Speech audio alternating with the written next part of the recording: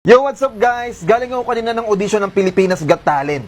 Sobrang saya, kakaibang experience. Tsaka, nakakuha ko ng 4 na yes. Kaya ngayon pa lang mga tol, gagawa na agad ako ng video prediction for my semifinals. Ngayon, sa tingin ko, ang iisiping oras ni FMG, walang iba, kundi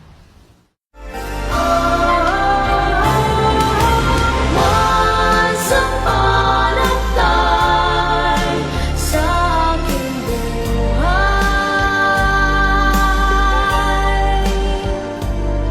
nabawi ang lumay na puno ng kulay.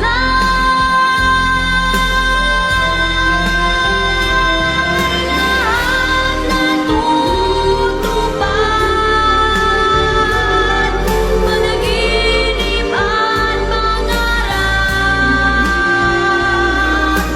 Tunay na ligaya ang tulad ng once upon a time.